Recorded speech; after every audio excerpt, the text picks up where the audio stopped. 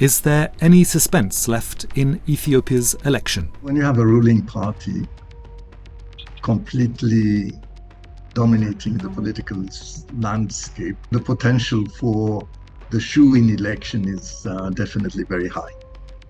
Ethiopia votes on June the 1st.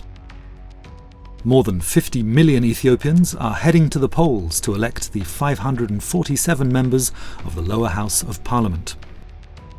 The vote is expected to pave the way for Prime Minister Abiy Ahmed to secure another term in office. His Prosperity Party remains the dominant political force after winning 96% of seats in the 2021 election. More than 40 opposition parties are taking part in the race. Most of the opposition have been more or less aligned with the ruling party. And those who are not really aligned are in many ways actually disadvantaged. The media access is very controlled. There's also the issue of resources. There's also the issue of harassment. For part of the opposition, the outcome is already a foregone conclusion. The Secretary-General of the Ethiopian People's Revolutionary Party, Mitri Selassie Tamarat, believes the election is clearly unfair and not free. She cites cases of physical harassment and arbitrary arrests of candidates and independent media that have been suppressed.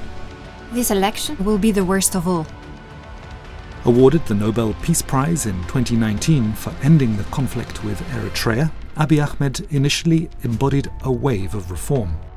Political prisoners were released, restrictions on the media were eased, exiled opposition figures were allowed to return. But that period proved short-lived. From 2020 to 2022, a deadly war between federal forces and the Tigray People's Liberation Front, or TPLF, marked a turning point. NGOs and opposition groups have accused the government of tightening its grip on power, pressuring independent media and rolling back civil liberties.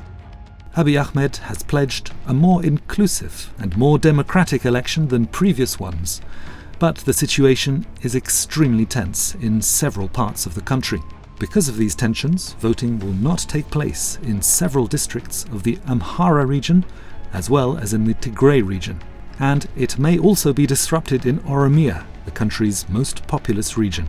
It has been an election that is very subdued. I think most of the voters, actually those who go voting, would probably vote for Prosperity, meaning the ruling party. Is it because they support the party, or is it because they are somewhat guided to do so?